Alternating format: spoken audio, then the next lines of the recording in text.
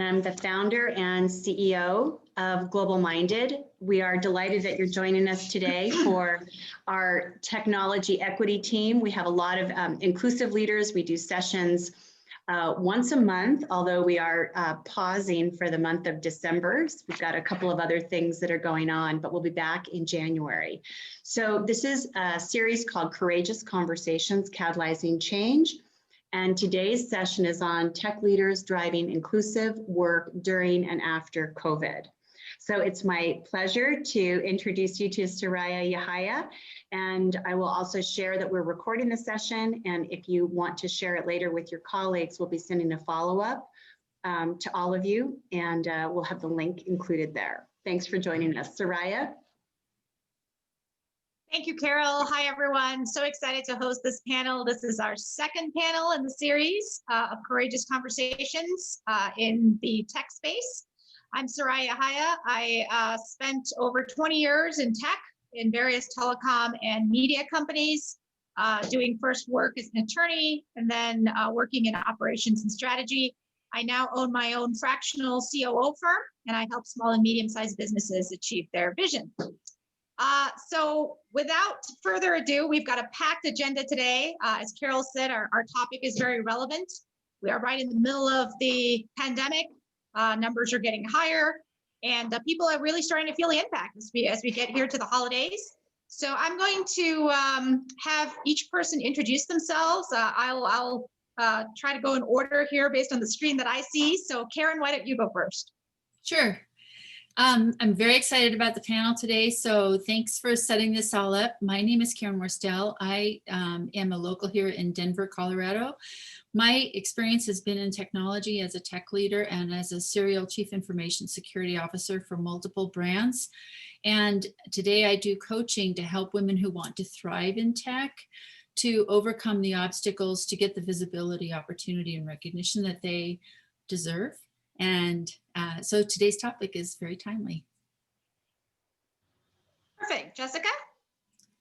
Hi, my name is Jessica Rowland Williams, and I'm the director of a network known as Every Learner Everywhere. And Every Learner Everywhere is a network of 12 organizations that focus on supporting institutions as they implement technology and innovative teaching and learning practices to support low-income students, first-generation students, and students of color.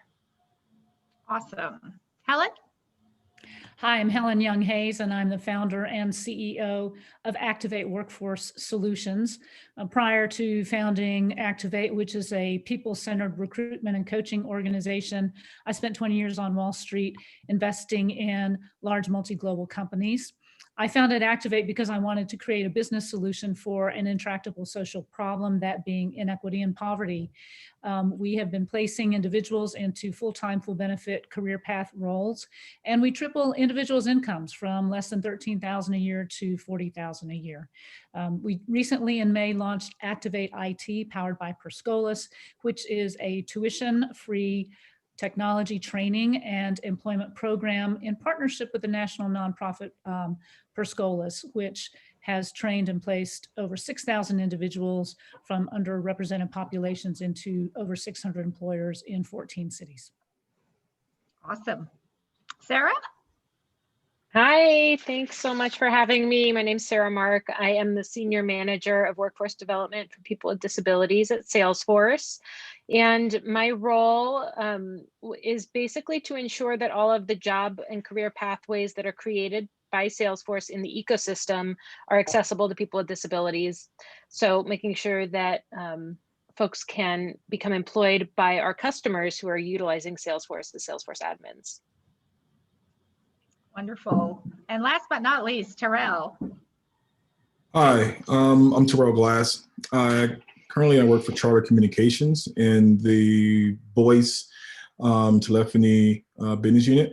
My role there as Director of Engineering is I own the responsibility of all production systems, virtualization and cloud, security and analytics for Charter's nationwide voice services. Servicing over 11 million customers on residential and up to 13 million plus Overall, my responsibility is to make sure we have an outstanding network and the resiliency in place to keep our customers happy, provide a service to our customers that is thorough and needed, especially in this pandemic that we're all going through, and to provide an essential service to our customers and to make sure that everyone can communicate. So that's what I do. Perfect. Excellent. Well, it is definitely a power-packed panel of us here driving the future of work, I should say, as well as in driving different strategies in tech. So when I was doing research on this topic, there's no shortage of research on what needs to happen next. How do we include everyone as we recover? How do we include everyone as we rebuild? So I'd like to start by reading a little blurb from catalyst.org. They actually did a very comprehensive study. I encourage people who are interested in this topic to look up their report. So the report was called The Impact of COVID-19 on Women, Equity, Inclusion, and the Future of Work. And their quote from that report said that the COVID-19 pandemic has laid bare worldwide social divisions that literally determine who lives and who dies. These deep-rooted inequities based on interconnected factors such as occupation, income, race, ethnicity, gender, age, ability, or access to critical resources such as affordable housing, food, clean water, medicine, and job security shape our vastly different experiences in this crisis and beyond. So my question is, while this study largely relates to impacts on frontline workers, how do you react to this statement in the tech world? Are underrepresented groups such as women, minorities, people with disabilities, members of the LGBTQ community impacted by similar underlying inequities as they navigate workforce challenges in the tech space? And I know, coming from experience, tech is extremely competitive. How have you seen these underlying inequities that these folks in these groups already have present challenges to people as a result of COVID-19? So that's sort of the stage. So maybe Terrell, why don't I start with you? You and I know you and I've met a couple of times in person. I'm very familiar with sort of the Spectrum organization as a whole. Share your perspective of what's going on at Spectrum and or beyond. Sure. You know, it's interesting at Spectrum and Charter as a whole. You know, we're an essential business, right? And so what we've seen is over the past 6 to 8 months is this huge influx in the need to provide additional services to customers in many places, not just rural, but also across the nation. And you know, those services obviously are greatly expanded because now you know, majority of the workforce is working from home. So you know, the tech age, especially in voice, you know, transition from landline phones into mobile, and most people nowadays don't have a handline phone at home at all. But now you realize that, you know, working from home and your entire job now transitions to being more directly managed from your home. There are services that you now need and that you now depend on. So a company like Charter and Spectrum providing a service to those customers, allowing them to continue servicing, you know, and providing the service they do today in their business, but at the same time, we do it in a reliable state. So we've seen that from a tech expansion perspective, we've been one of the few companies in this space that we didn't have to make major changes. You know, we were able to. It's sort of, you know, if you read some of the inserts, and I think it was either New York Times or Business Week, but there was an insert in one of them that stated, you know, when we looked at Charter, it looked like we knew this was coming, right? And we had the proper infrastructure in place, ready to deal with it, which means our customers didn't have to feel such a great impact as maybe some others did But that meant that we as a company, we were able to provide the service quicker, more reliable to our customers, so that even though you're transitioning to this more difficult time that we're all going through, you're still able to provide and provide do the business that you've been doing before at a more, at least from an easier spectrum from thinking about it, right? How do we do it? How do we deliver? How can we go home and work and still provide a service? And a lot of businesses are struggling with that. So being an essential company, it's our job to put something in place to make that happen. And that's what we've seen, and that's something we've been able to do. Oh, Sorry, Helen, what are your thoughts on how are these inequities showing up, do you think?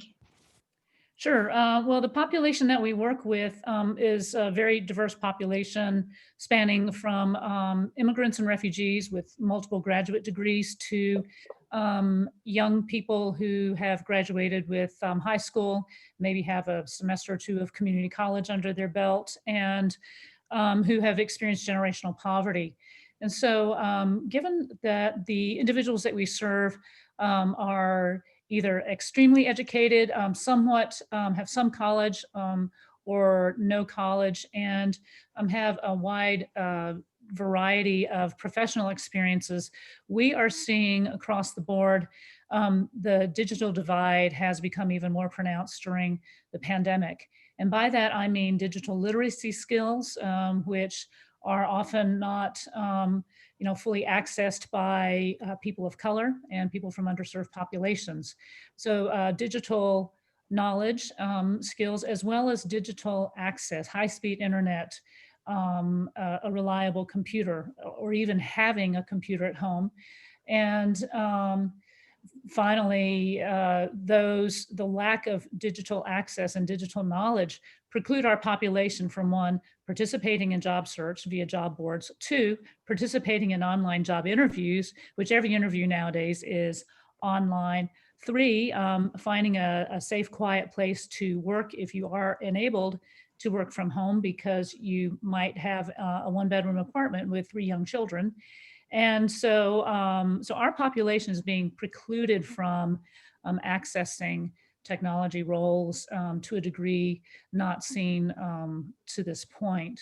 And I will say, lastly, one of the big inequities that we work with is educational attainment, which, of course, much has been written about the lack of educational attainment by people of color and other underserved populations, but Right. a heavy reliance on a 4-year college degree by many technology companies, is really something that precludes automatically people from underserved populations from even accessing those jobs if they possess the skill sets, and often they do.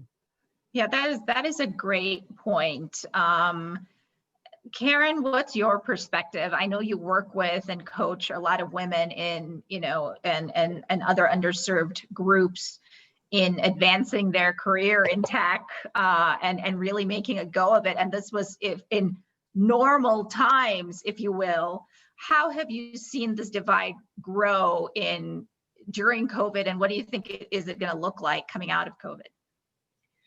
yeah, there's so many facets to that. I'd love to focus a little bit on kind of dividing up the populations that we're talking about, because there's, in general, women have always been dealing with a huge inequity in the tech sector, and that predated COVID. One of the things that's been found by other authors is that really the inequity that we are seeing in the workplace in tech actually begins at home. And so in those places where we have family units, for example, we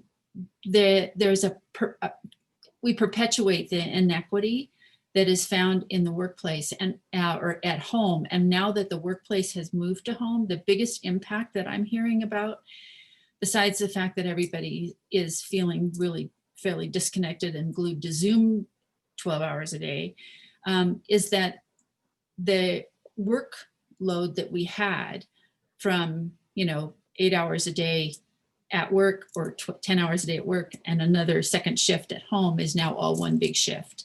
And that has fallen disproportionately on women and single parent households in the tech sector, to the point where we're starting to see a rollback of the number of women in senior roles in the tech sector. And it's estimated that we'll probably lose ground by 5 to 10 years once this clears, because it's just not really feasible or possible for people to be able to keep up that kind of pressure. So that's one of the major things. But I do want to acknowledge that working in those who are working in the tech sector, who have those opportunities, and Helen, I take I think you make a very good point about how inaccessible that might be for certain populations. But those who are already there don't have the same kind of financial impact or financial worry that so much of the first responders and essential workers have in this COVID crisis. They have the financial means to hire the help in many cases that softens the blow of this crisis. It's more of a psychological one. It's not a life or death situation. So, we do have huge disparities between the groups that we're talking about. And I just wanted to make sure that we acknowledge this. So there are certain people in the tech sector, quite a few people in the tech sector in Silicon Valley who are dealing with the psychological impact, obviously, of COVID, but they are not in a life or death kind of a situation by any means, no matter what group they belong to. Right. Agreed. Jessica, maybe we'll go to you next. What are your thoughts? You're in the education space. Are you seeing inequities in there emerge and kind of carry on into COVID and beyond? Absolutely. Just wanting to build on some of the things that Helen elevated, tech is certainly influencing our educational spaces now more than ever, right? Everyone is learning online, everything has become digital. And I think with that, that impacts how students prepare for work. For a lot of these jobs, as Helen pointed out, and others, a 4-year degree is required. We also know that prior to COVID, students of color, low-income students, first-generation students really struggled to achieve those credentials, and for reasons, not of their own, but because of the way the system was created. And so I think one of the things that we focus on in our network is ensuring that those same injustices are not digitized, right? Like simply moving things online. I think we have this kind of false conception that things were really, really good before, and now, the technology is ruining it. And it's just like, no, actually, they weren't great before either. And if we're not intentional about how we incorporate technology into our educational spaces, then we're just going to incorporate those same inequities into our technology spaces and how we educate people. And that's going to continue to play out into how well they're prepared for work. And, as Helen said, how well they're able to access opportunities. And I think the other thing that's important to point out when you're thinking about, kind of entering into the tech field and some of the challenges that come with that, our college campuses often provide a lot of support for students who are looking for going into those spaces through career counseling, even some of their peer-to-peer support. And a lot of that's lost. A lot of our students are home and they're having to navigate all of that completely by themselves. And so I think there are just a lot of ways that certainly in my work, we're continuing to see inequities show up. Anytime you have inequity in education, you're going to see inevitably an inequity in opportunity. And we're seeing those gaps widen in education every single day. I mean, at every level, right? You see it all the way from kindergarten all the way through graduate school. And a lot of it does have to do with, the digital divide and access to technology. It's not about ability to succeed, right? It's about, whether or not a family has broadband, access or not. And so, one of my concerns is how this is going to trickle down, because as we know, education is, you build upon things, and so when you miss a year, it really makes a difference. And so it's just definitely something that I'm worried about.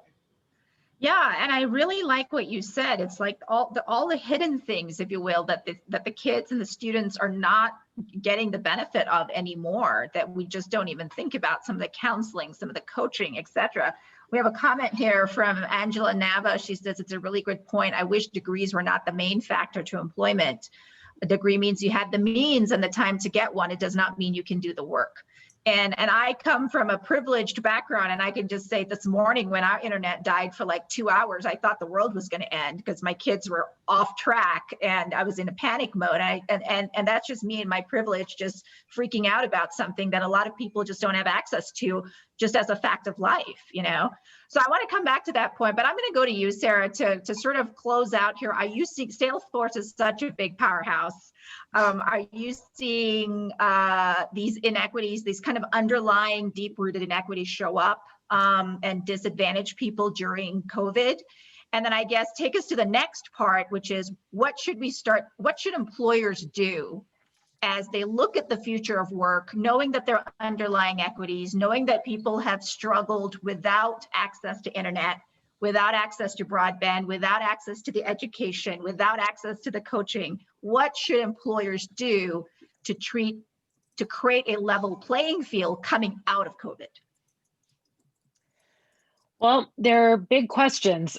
I'll do my best. I think, yeah, absolutely echoing what a few other folks have said already is that we're now, we've sort of doubled the work because the inequities already existed pre-COVID. And for my population that I'm focused on, people with disabilities, the unemployment gap is exponential and disproportionate across race, gender, sexual orientation.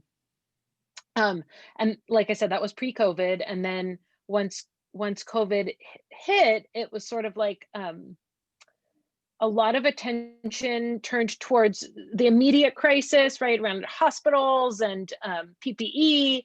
And then, and I was actually hired into this role right at the beginning, right in March.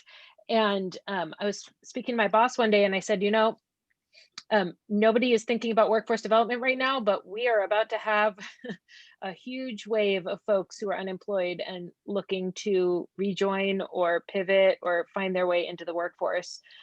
So it's about to be really relevant.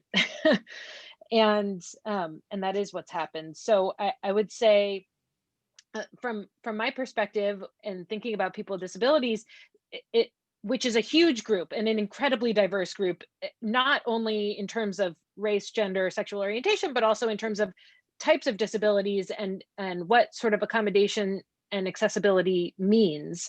So for a lot of folks with disabilities, having everything move remote has been wonderful. And in fact, is the type of accommodation they've been requesting all along.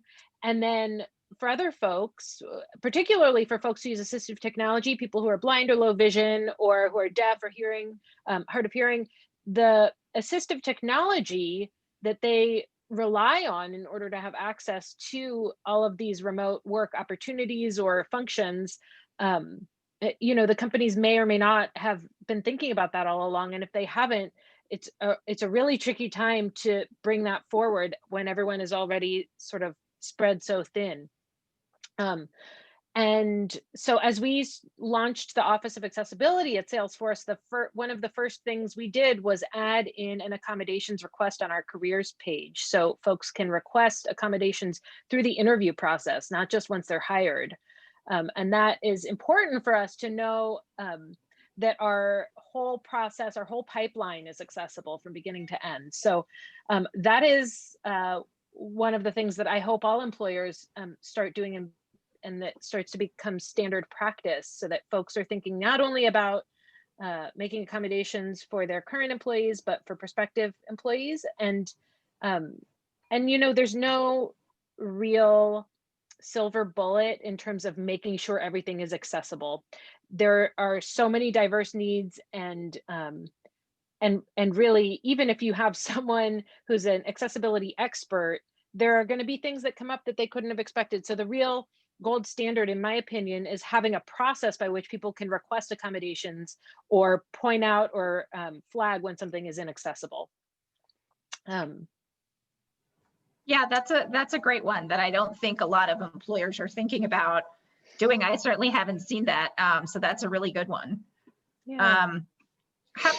Jessica, just working back to your earlier point about the inequities that are currently happening in education, some of the things that are seen and unseen. What do you think? What would you like to say to the future employer of the kids, of the students, as these students are struggling with some of these imbalances? Yeah, I think one thing that, equity has been a hot topic lately, especially in education.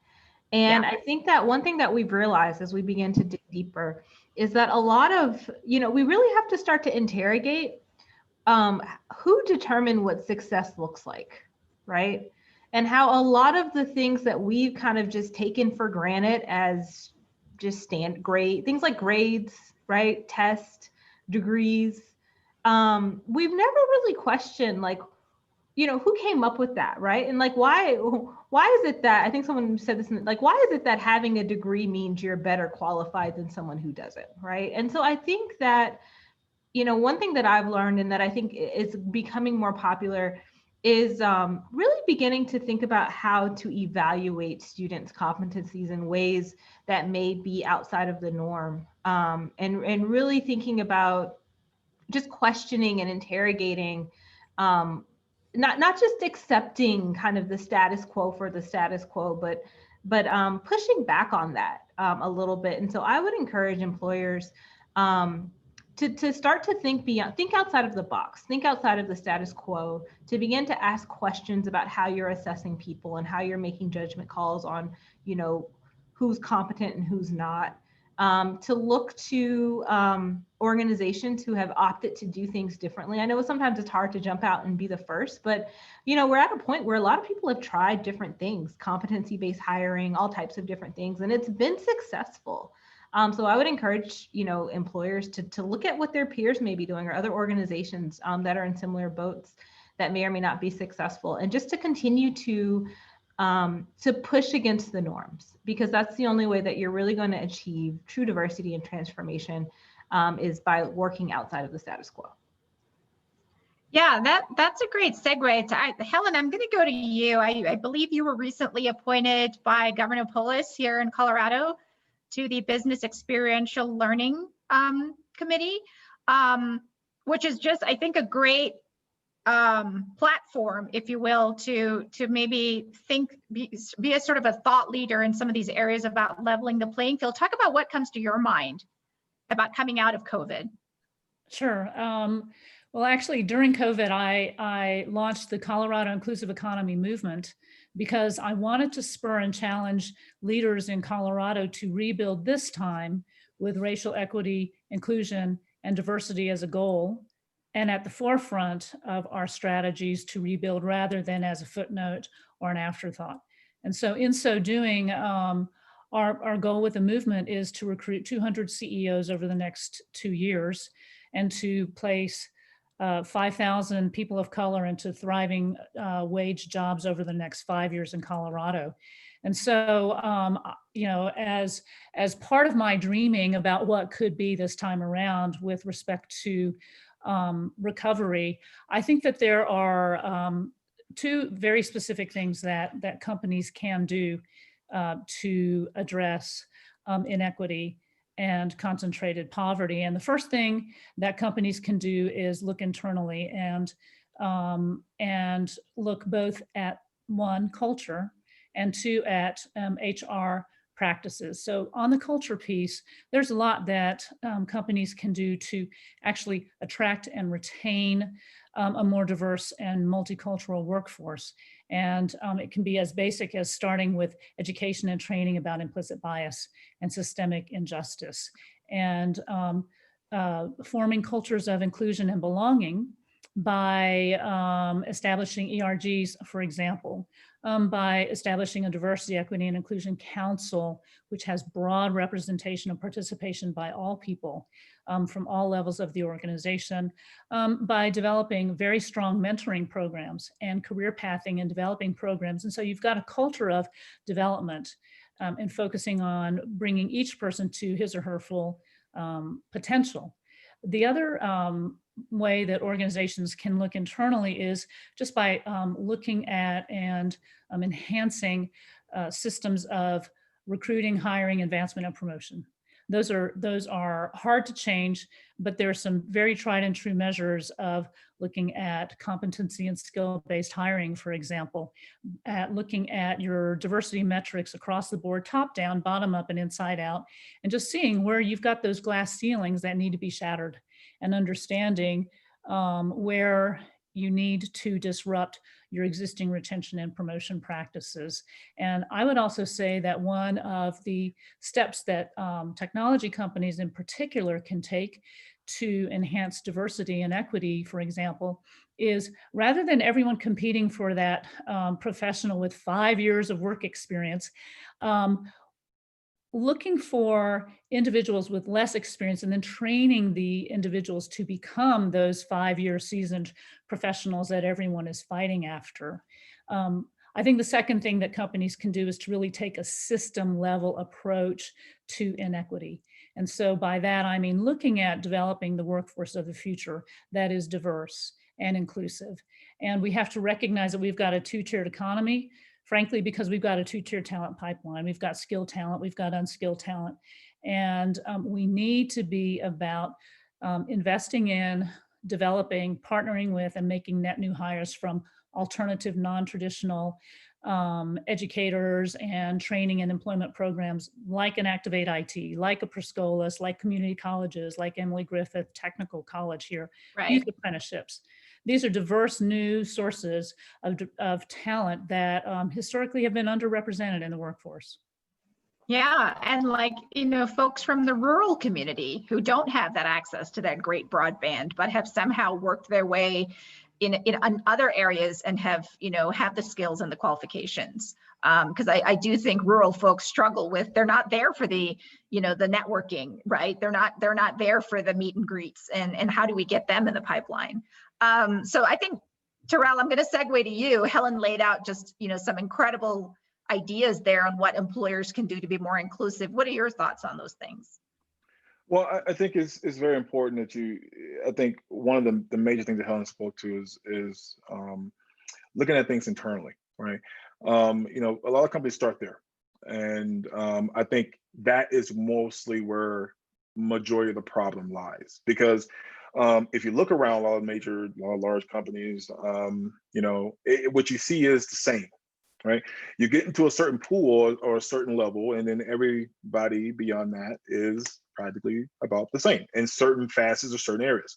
And it regardless of its background, if it's culture, if it's experience, you know, it becomes a certain club to a degree. So I think that, you know, the one thing that a lot of companies could start doing is looking at, although you're looking at your talent internally, you know, look at others who bring in that diverse skill set as it relates to talent, as it relates to thinking, as it relates to cultural backgrounds, and then start to grow that. Because, you know, the speed of the leader is the speed of the team. And if everyone around you start to have this momentum that they want to be able to grow and learn and advance, but yet all they see is the same person, same type, same, you know, then to a degree, some people start thinking that they cannot achieve these things. And for those of us who seek beyond that, who look at challenges as an opportunity to change others' minds and others' ways of thinking, you know, I believe personally that, you know, those type of goals don't just start with the person above and the person at the top. It starts with everyone below having a voice together and pushing towards the same goal.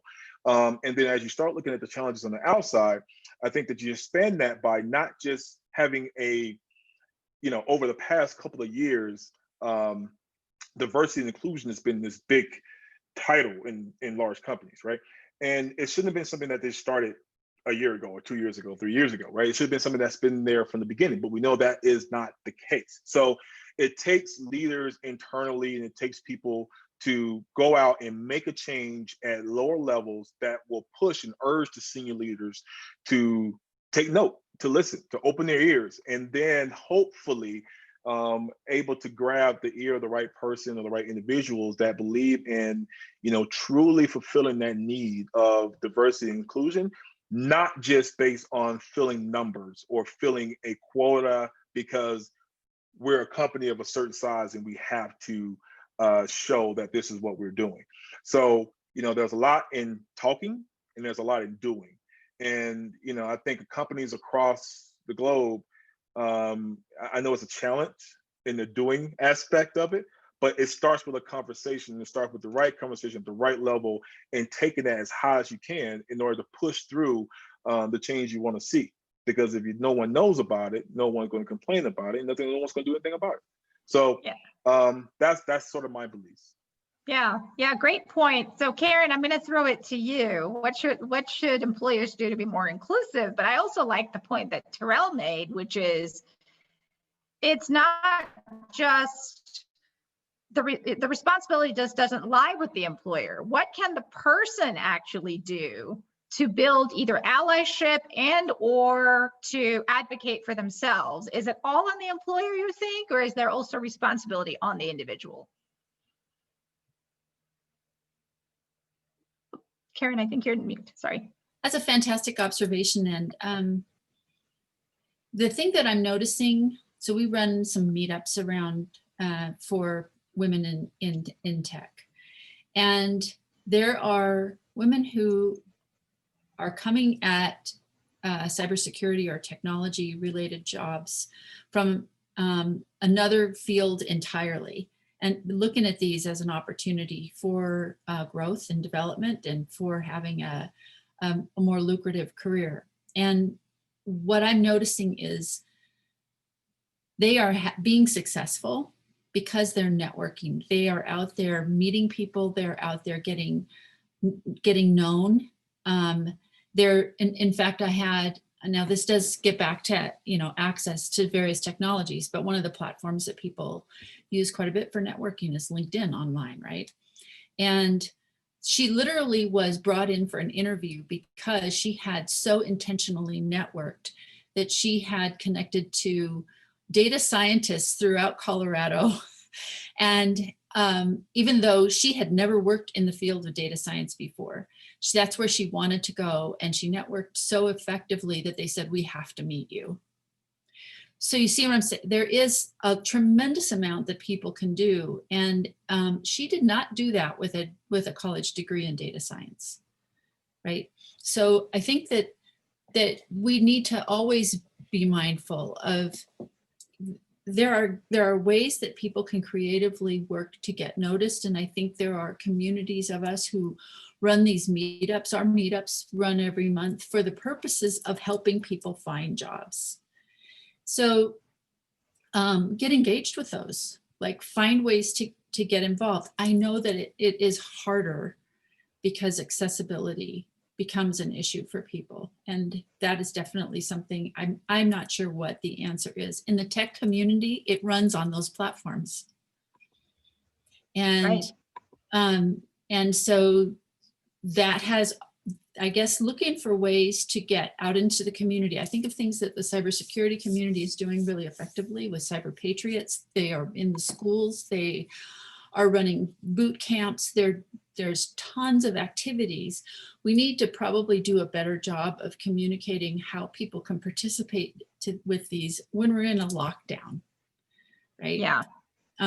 But there's so much that's being done at kind of a grassroots level by other industry professionals who want to see people have access and to help solve a huge talent shortage.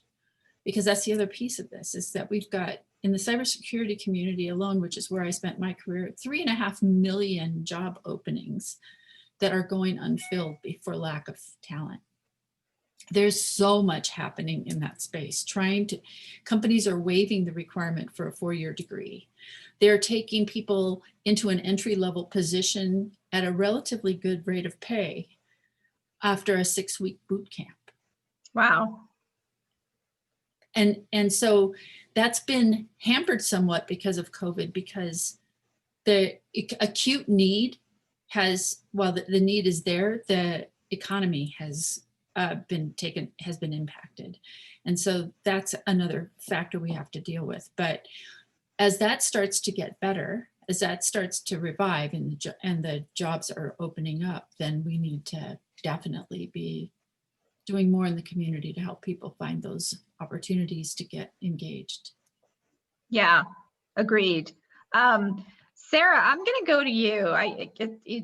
Sort of my two-part question is, so we've talked, that there are underlying equities that have been made worse by COVID, access, education, the digitization of how the world is sort of trending towards. How do we, and then we've talked about all these incredible solutions that companies need to think about implementing. Salesforce, for example, and Helen had some great suggestions, Terrell as well. What does success look like? How do we measure success so that we can look at it and go, yep, that actually was a great effort in leveling the playing field? How do we measure success? What does success look like? And I guess the second part of that is, how do we ensure that it's not just like Terrell said, inclusion is such a hot word right now. Equity is such a hot word right now. How do we make it so that the progress doesn't fade away? That is a really good question. Again, I mean, ultimately, this is a data question, right? About we're collecting data. Salesforce, you guys love data. We do. Yeah, but data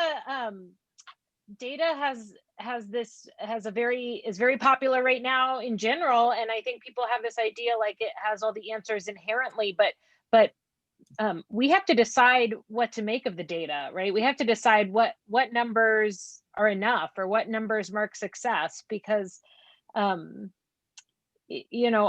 can also I can tell a great story about a placement of somebody who went through our training, who is blind and who got their job after searching for 9 months. And it's a great story, but it's one person, and that's not enough to tell you that I'm really moving the needle, right? So it's great to have really big numbers to report, but when we're looking at unemployment numbers, they're really large. So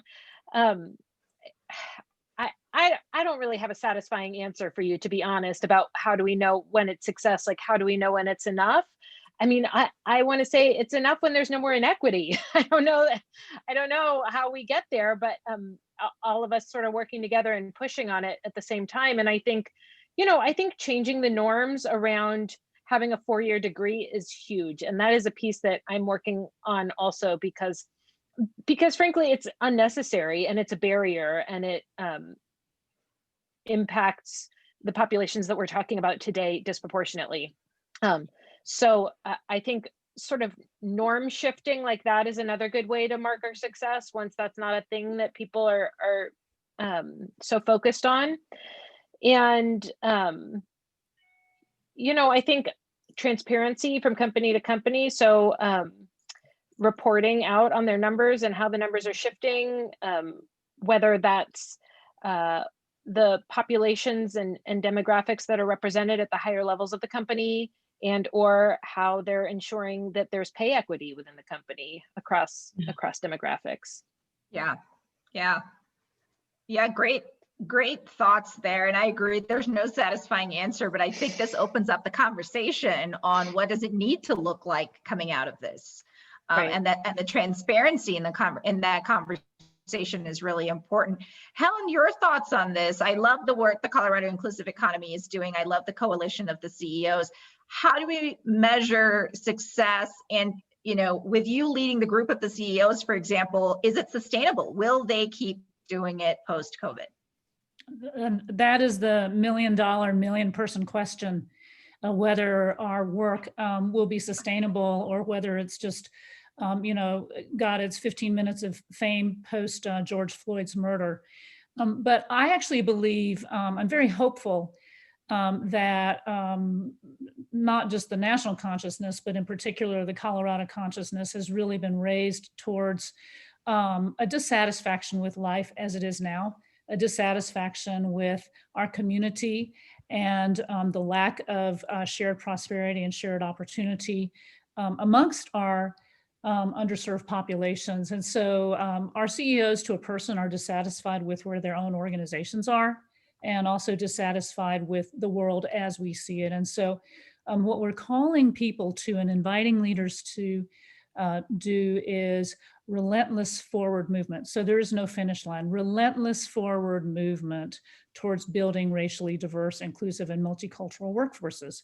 And this will be a 5 and a 10-year movement. We are measuring, Sarah, to your point about accountability, we are having our members report their results. And so we're holding one another accountable towards that relentless forward movement. But I would say that, we are, there is no finish line, and that we're very hopeful about catalyzing leadership, which really collectively believes that we're stepping into a moment in history and we have no options other than relentless forward movement towards systemic equity and inclusion. What are we going to measure? So we are going to measure, one can measure as simply as an EEO1 form, which is a form that almost all employers have to report, but it looks at your hiring and your recruiting by race, for example, and other categories. There has been developed for the U.S. Olympic Committee a very interesting scoreboard, and I'm going to throw it up in the chat here for everyone, which is, you can find it on USOC Diversity and Inclusive Index. And so that is a great way for companies to begin to measure that. It's teamusa.org, and you can look under diversity, equity, and inclusion. Maybe Carol, you can throw that one up there. And then 2 other ways to measure where we are collectively, for example, in our communities. I love the National Equity Index. And so there's a National Equity Atlas that has a research index, and it ranks all states according to their racial inclusivity.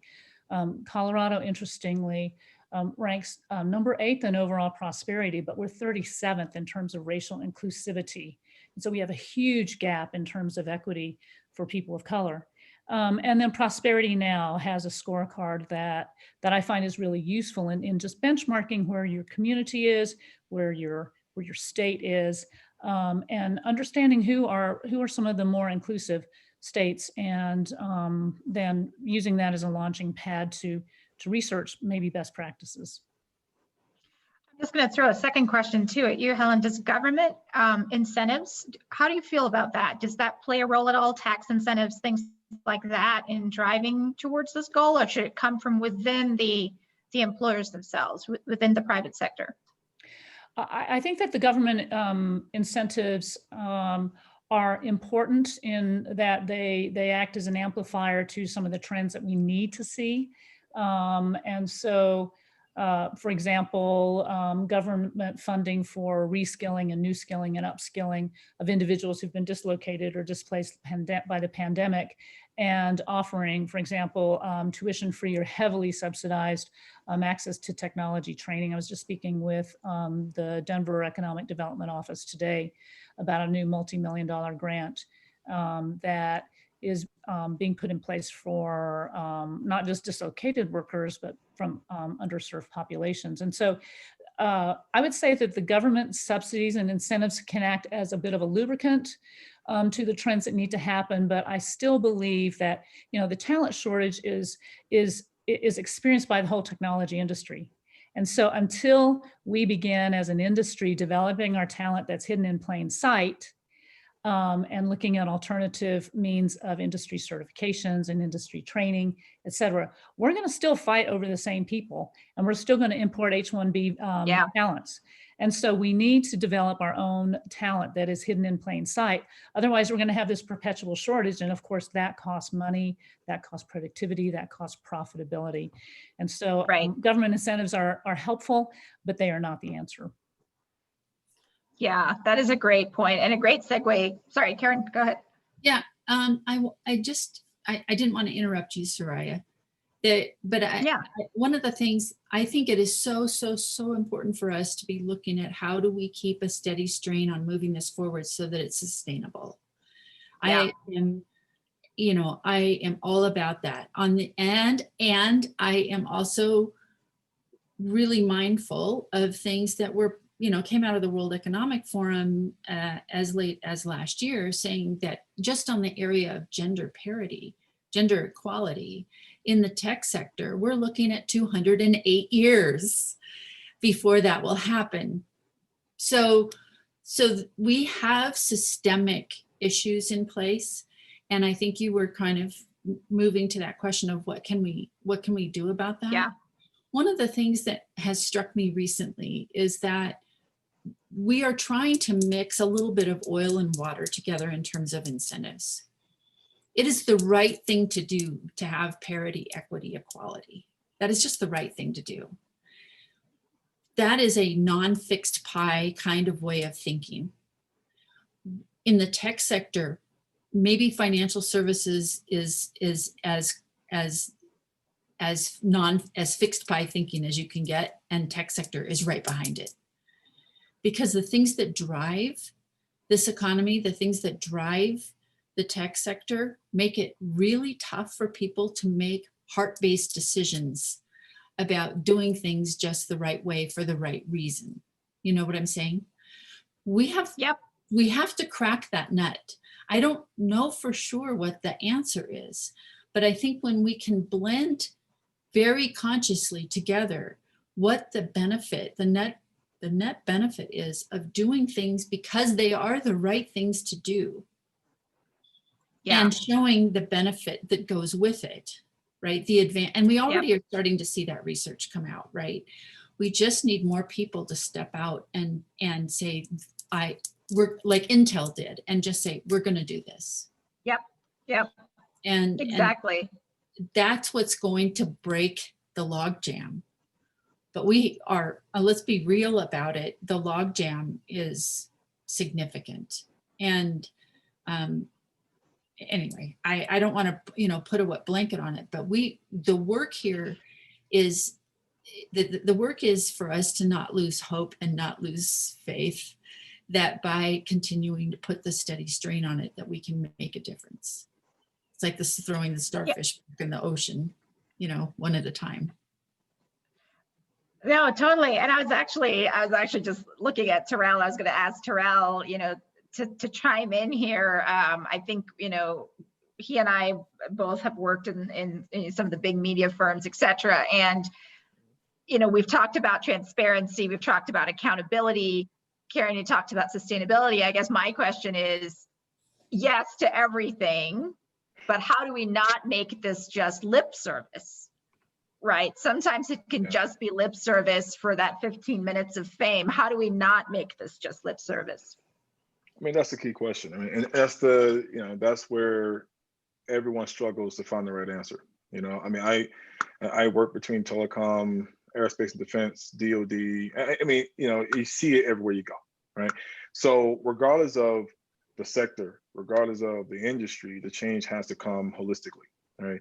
And even stepping outside of the norm, that we're talking from a employment perspective. I mean, even from, those who are entrepreneurs and hiring within their own small shops and trying to grow and expand, it has to start across the board. And so it doesn't matter. There is no one industry that's doing worse than the other.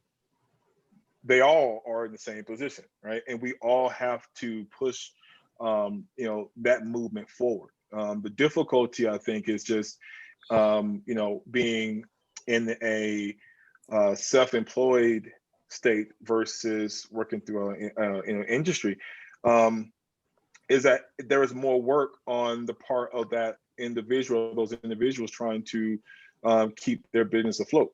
There is more effort that has to go into really what change do I need to make at my beginning level or where I am today, that others around me will see that and they want to also contribute or help my vision or my goal grow.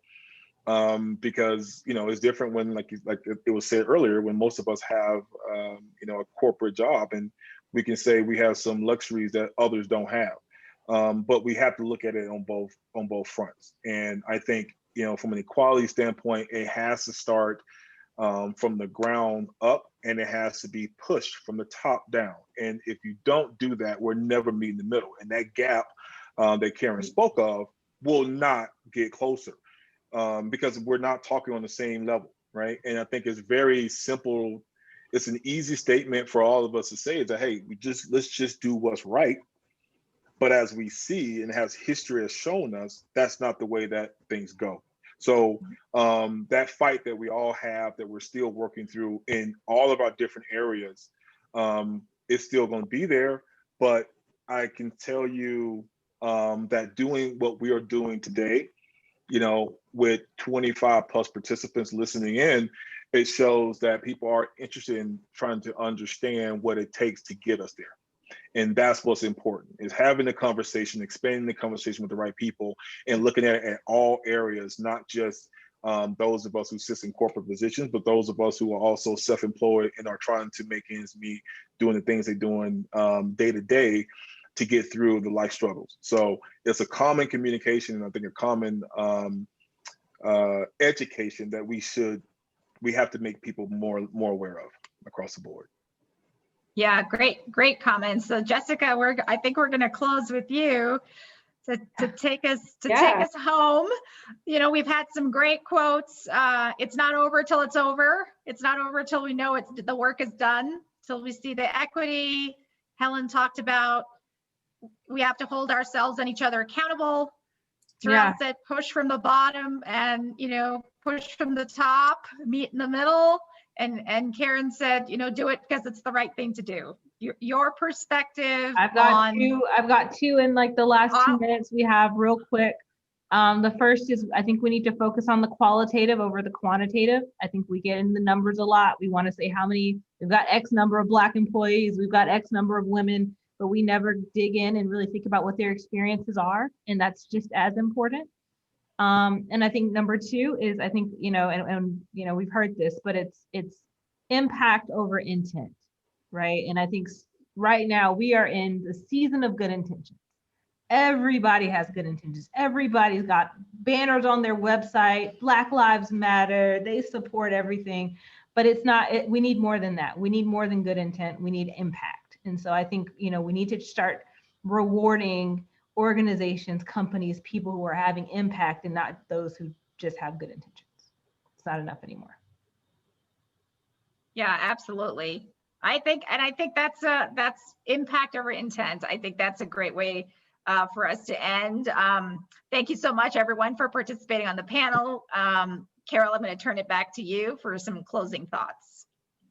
Thanks to all of you. And I think it's so many important perspectives here. And I think one of the key things that we all need to do is work with what we call at Global Minded, the uncommon collaborators, the people who aren't in your circles or they're not in your tech jobs, but they have perspectives that can actually help to enact these kinds of change and have this type of impact. And it can't just be with all the usual suspects all the time. So, one of the great things that we've been able to do with Jessica and Every Learner Everywhere is work with students to get their voices and their perspective. And sort of like with Helen, she's co-creating the solutions with the people that she's serving. She's not cooking up a bunch of things and then just expecting it to work well for these people. And the more that we're collaborating with all those circles of people, the more effective those outcomes are going to be. So I think it was a very, very important conversation. I want to let you all know, and those who are watching, that we'll have our first Foundations and Funders Equity Team happening this Wednesday, same time. We always do these sessions at 2 o'clock in Denver, 4 o'clock Eastern time. And we know that if we don't start really moving the money in a different way, if we don't start getting more diversity on these boards running the foundations, if we don't start to get better feedback loops and real truth and experience telling to the people who control a lot of the funding for things, we can't expect for these kinds of pipeline issues to be solved in earnest. So Janet Salazar, who's from the UN Fund, will be leading that session, and got Luis from Imaginable Futures and several other really amazing people that will be part of that. And they'll be starting to do these sessions just like Suraya and Karen each month after Wednesday. And then our other announcement is that on the 9th, we are going to be announcing our Inclusive Leaders, the awards we are giving out on December the 9th with Aussie Media, and that will be edited and will be widely distributed on December 16th. So want to invite all of you to be part of that, and also to say that Helen received one of those awards this year. So we're really proud of Helen and the work that she's been doing. Yeah, give her a round of applause. So thank you so much. And finally, I'll say one other thing with students, that's really our focus here at Global Minded, is creating a capable, diverse talent pipeline.